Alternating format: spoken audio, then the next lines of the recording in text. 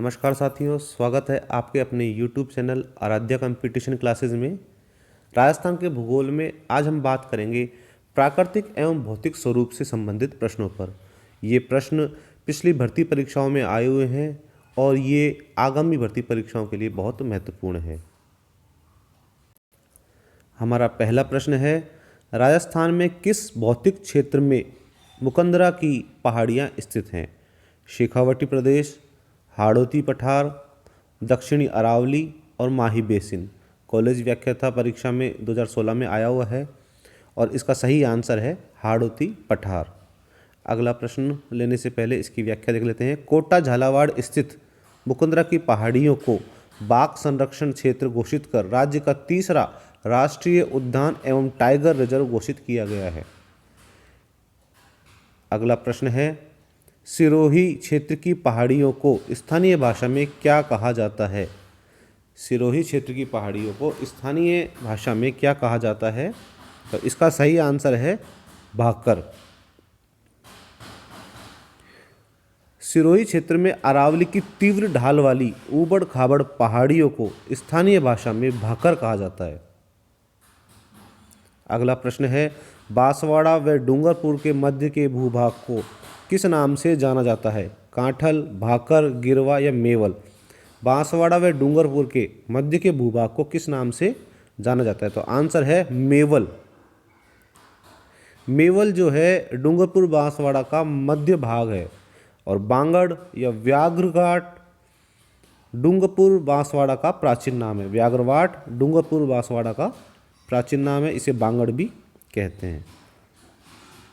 राजस्थान के किस प्रदेश में बीहड़ मिलते हैं? ये RS प्री में आया हुआ है।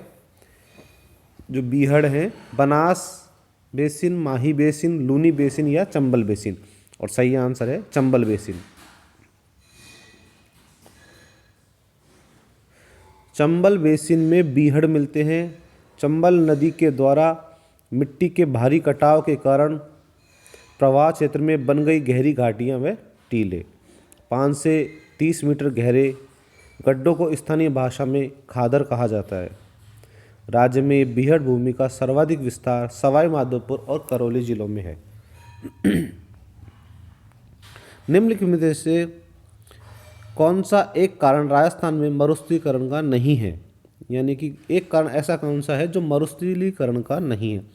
अतिचारण, वनोन्मूलन, शहरीकरण, अनुचित मृदा एवं जल प्रबंधन। तो इसका आंसर है शहरीकरण, क्योंकि राजस्थान में मरुस्थलीकरण के अतिचारण, वनोन्मूलन और अनुचित मृदा एवं जल प्रबंधन आदि कारण हैं। अंत्य प्रवाह क्षेत्र राजस्थान के किस भाग में है? जो अंत्य प्रवाह क्षेत्र है वह है उत्तर पश्चिमी, उत्तर पूर्वी, दक्षिण पश्चिमी या दक्षिण पूर्वी। तो सही आंसर है उत्तर पूर्वी। राजस्थान का उत्तर पूर्वी भाग अंत्य प्रवाह क्षेत्र के नाम से जाना जाता है। अरावली श्रेणी के दक्षिण पूर्व में एक और उपजाऊ मैदान, दूसरी तरफ शेखावटी क्षेत्र स्थित है। शेखावटी भूभाग की स्थलाकृति ऊबड़ खाबड़ बालू के टीलों पर द्वारा परिलक्षित होती है। यह संपूर्ण क्षेत्र अंत्य प्रवाह है जो चूरू, सीकर, झुंझुनू जिले में फैला हुआ है। इस क्षेत्र में अधिकांशतः बरखान बालू का स्तूप पाए जाते हैं। बलुई मिट्टी, कम वर्षा, स्तूपों की दीवार आदि के कारण यह संपूर्ण प्रदेश आंतरिक जल प्रवाह का क्षेत्र है। राजस्थान के जिस जिले में 21 जून को सूर्य की सीधी किरण पड़ती है वह है चूरू, बांसवाड़ा, नागौर और जैसलमेर। तो इसमें आंसर आएगा बांसवाड़ा। सर्वाधिक वर्षा वाला दूसरा जिला बांसवाड़ा, सर्वाधिक वर्षा वाला दूसरा जिला भी बांसवाड़ा में सूर्य की सबसे सीधी किरण पड़ती है, क्योंकि कर्क रेखा यहीं होकर के गुजरती है। राजस्थान के जिस जिले में सूर्य किरणों का तिरछापन सर्वाधिक है वह जिला है। तो इसका आंसर है श्री गंगानगर, क्योंकि श्री गंगानगर सबसे उत्तर में है और कर्क रेखा पर सीधी किरणें पड़ती हैं, तो तिरछापन सबसे ज़्यादा गंगानगर में पाया जाएगा। सूर्य की रेखाएं कर्क रेखा पर सीधी पड़ती हैं, जिससे जिस जिले की दूरी अधिक होगी उस पर किरणें सर्वाधिक तिरछी होगी। लाठी श्रृंखला क्या है? गाय की एक प्रजाति, खनिज पट्टी, भूगर्भीय जलपट्टी, यह वन्यजीव श्रृंखला। तो इसका आंसर है भूगर्भीय जल पट्टी। लाठी सीलिंग क्षेत्र जो है जैसलमेर से पोखरण व मोहनगढ़ तक पाकिस्तानी सीमा के सहारे एक भूगर्भीय जल पट्टी जिसे लाठी सीलिंग क्षेत्र कहा जाता है। छप्पन का मैदान राजस्थान के किस भाग में स्थित है? उत्तरी भाग में, पूर्वी भाग में, दक्षिणी भाग में या पश्चिमी भाग में? तो आंसर है दक्षिणी भाग में। राजस्थान के दक्षिणी भाग में स्थित प्रतापगढ़ और बांसवाड़ा के बीच के भाग में 56 गांवों का समूह स्थित होने के कारण इस भूभाग को छप्पन के मैदान के नाम से जाना जाता है। राजस्थान में छप्पन का मैदान किस नदी के बेसिन में स्थित है? बनास, चंबल, माही या लूनी? तो इसका आंसर है माही। मध्य माही बेसिन छप्पन का मैदान को बांगड़ क्षेत्र भी कहा जाता है। यह बेसिन माही नदी की सहायक नदियों से सिंचित है जो बांसवाड़ा, प्रतापगढ़ जिले के उत्तरी भाग व उदयपुर के दक्षिण भाग में विस्तृत है। छप्पन बेसिन जिस जिले में है वह है, तो इसका आंसर वही आएगा बांसवाड़ा। छप्पन का मैदान बांसवाड़ा में है, तो छप्पन की पहाड़ियाँ नाकोड़ा बाड़मेर में है। ये कन्फ्यूजन वाला प्रॉब्लम हो जाती है कि छप्पन का मैदान और छप्पन की पहाड़ियों में, तो अपन को ध्यान रखना है कि छप्पन का मैदान बांसवाड़ा में है और छप्पन की पहाड़ियाँ बाड़मेर में है जो नाकोड़ा में है। इस मैदान ने माही नदी को गोलाई दी है, तो छप्पन की पहाड़ियाँ भी गोल हैं। अधिक गहराई तक विच्छेदित होने के कारण छप्पन के विच्छेदित मैदान और आसपास के भूभाग को बांगड़ के नाम से पुकारा जाता है। छप्पन का मैदान राजस्थान के किन जिलों में विस्तृत है? देखो बार बार ये प्रश्न आया हुआ है, ये सभी वो प्रश्न है जो परीक्षाओं में पूछे गए हैं, इसलिए ये एक भी प्रश्न हमने आपके लिए नहीं छोड़ा है। छप्पन का मैदान राजस्थान के किन जिलों में विस्तृत है? कोटा, बारा, जालोर, पाली, जैसलमेर, बाड़मेर या डूंगरपुर, बांसवाड़ा? तो सही आंसर है डूंगरपुर, बांसवाड़ा। रामगढ़ की गोलाकार पहाड़ी निम्न में से कौन से प्रदेश में अवस्थित है? स्कूल व्याख्याता में आया हुआ है 2020 में। रामगढ़ की गोलाकार पहाड़ी निम्न में से कौन से प्रदेश में अवस्थित है? तो इसका आंसर है हाड़ौती का पठार। जो रामगढ़ की पहाड़ियाँ हैं वो हाड़ौती के पठार में स्थित हैं। रामगढ़ कस्बे बारा के निकट घोड़े की नाल की आकृति की विशिष्ट पर्वत श्रेणियाँ हैं।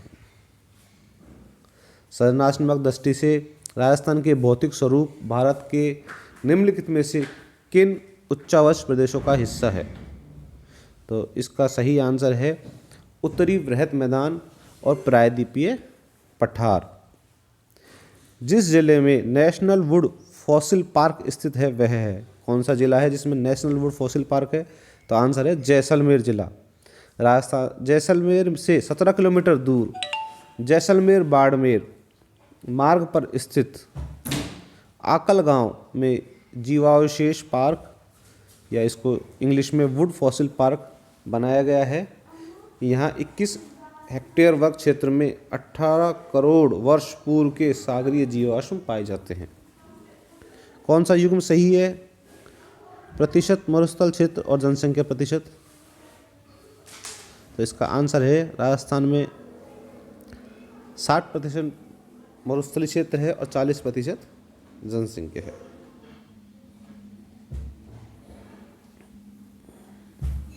उत्तरी पश्चिमी मरुस्थलीय प्रदेश, इसमें राजस्थान के क्षेत्रफल का 61.11% भाग आता है, जिसमें 40% जनसंख्या निवास करती है। इसमें इन्होंने डिटेल में नहीं लिखा है, एक शॉर्ट में मरुस्थलीय प्रदेश का पूछ लिया इन्होंने डायरेक्ट ही। पश्चिमी मरुस्थल राजस्थान के लगभग जितने क्षेत्र में है वह है, तो इसका आंसर है 60% से अधिक, क्योंकि इसमें अपन ने भी पढ़ा था 61.11% है। अरावली श्रृंखला में नाग पहाड़ कहाँ स्थित है?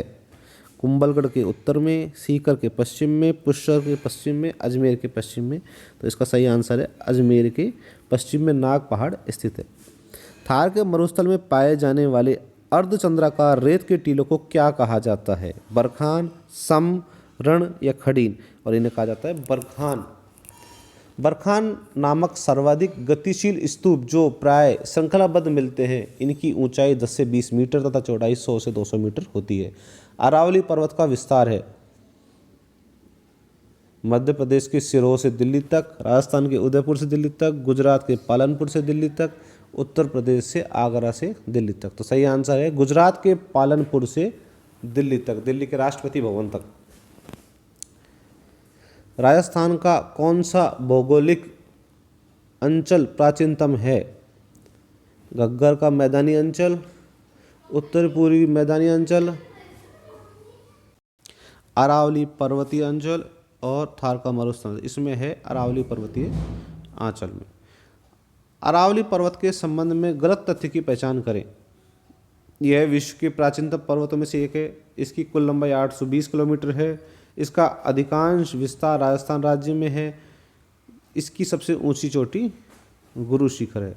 तो इसमें देखो सबसे प्राचीनतम पर्वतों में से है, इसका अधिकांश भाग राजस्थान में है, सबसे ऊंची चोटी गुरु शिखर है। तो इसकी जो सबसे गलत है वो 820 किलोमीटर, जबकि इसका सही है 692 किलोमीटर।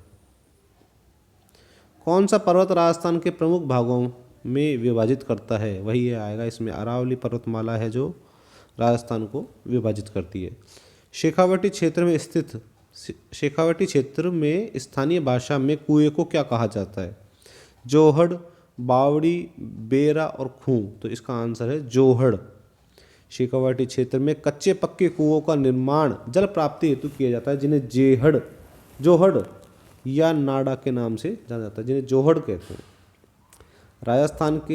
राजस्थान में स्थित थार मरुस्थल में कौन सा बालू का स्तूप का प्रकार नहीं है? पैराबोलिक, तारा, बरखान, घोराउंड। तो इसमें आंसर है घोराउंड। निम्न में से राजस्थान में कौन सा क्षेत्र बालू का स्तूप मुक्त है, जहाँ पर बालू का स्तूप नहीं है? तो शेरगढ़ शिव, ओसियाँ शेरगढ़, बायतू, चौहटन और फलोदी पोखरण। तो इसका आंसर है फलोदी पोखरण जो है ये बालू का स्तूप जो है यहाँ पर नहीं है। अरावली पर्वतमाला राज्य के कुल भूभाग का है 7.1, 7.4, 9.1 और 13.2%। तो सही आंसर है 9.1%।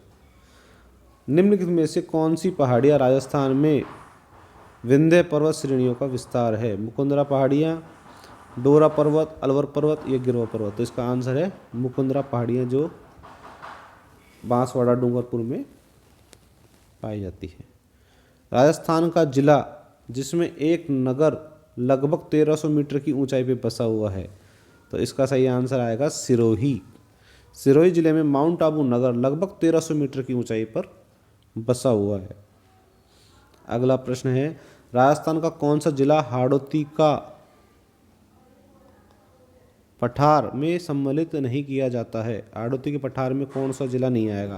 तो कोटा, बारा, झालावाड़ तो आएंगे, दो सा रह गया।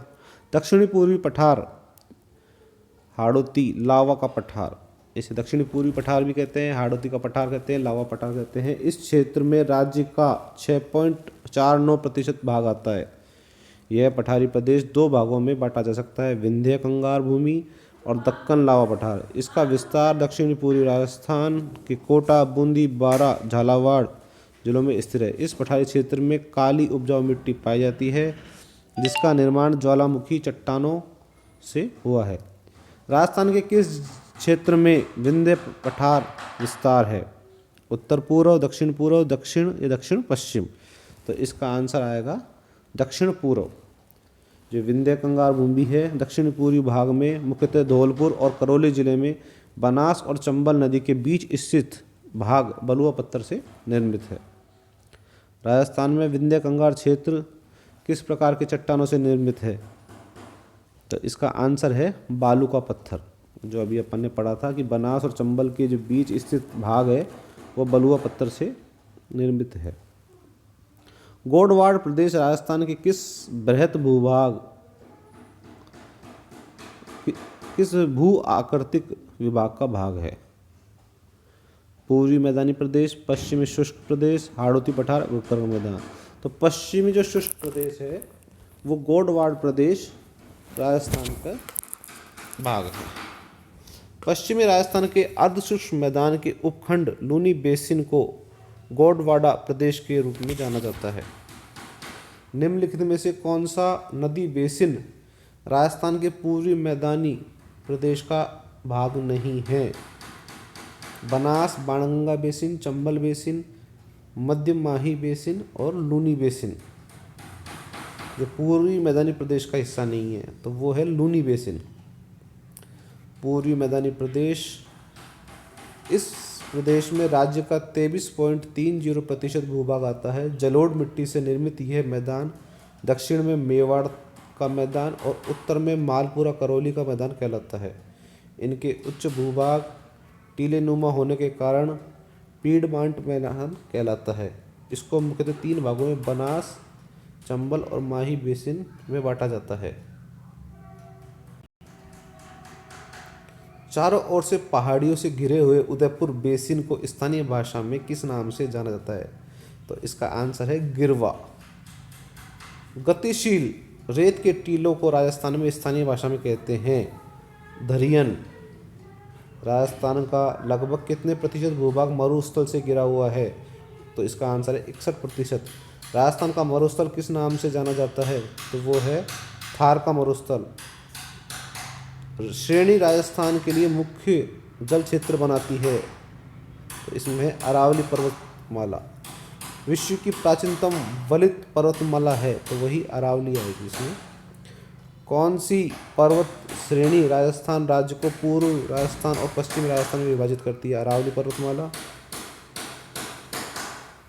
राज्य में डेक्कन ट्रेप के शैल समूह विद्यमान हैं झालावाड़ कोटा में। डेक्कन ट्रेप दक्षिणी पूर्वी भाग में झालावाड़, कोटा एवं मेवाड़ के कुछ भागों तक फैला है। इन शैलों का रंग अधिकतर गहरा भूरा एवं हरा होता है। राजस्थान स्थित थार का मरुस्थल किसका अवशेष माना जाता है? तो इसका आंसर है टेथिस सागर का। थार का रेगिस्तान एवं पूर्वी मैदानी भाग किसी समय टेथिस सागर का भाग था। टेथिस सागर के अवशेष के रूप में राजस्थान में आज भी सांबर, डीडवाना, पंच, भद्रा आदि खारी पानी की झीलें, प्याला झीलें स्थित है।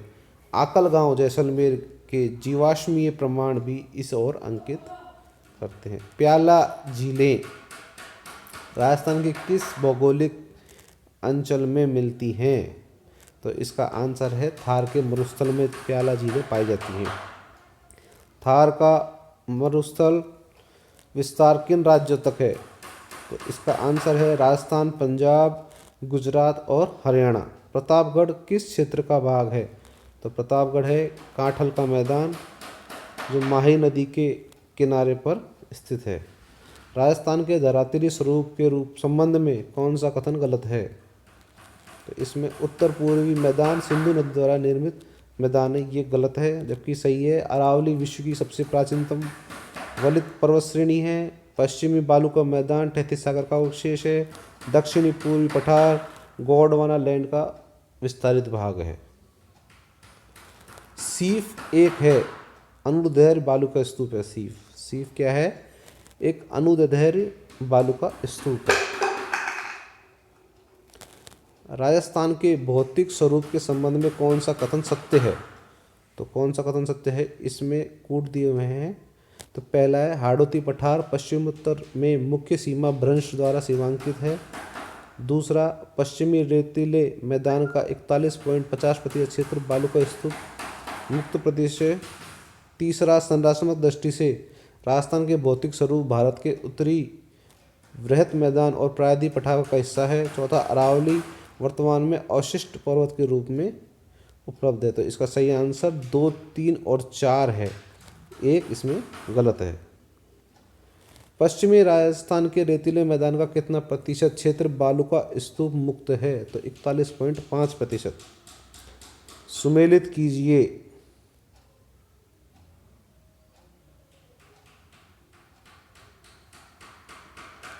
भाकर कौन से उसमें आएगा जिले में?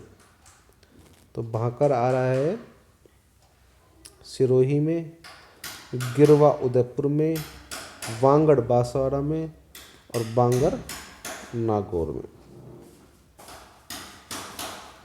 तो ये थे आज के महत्वपूर्ण प्रश्न। इसी तरह के प्रश्नों के लिए हमारे चैनल को सब्सक्राइब कीजिए और वीडियो देखते रहिए। Thank you.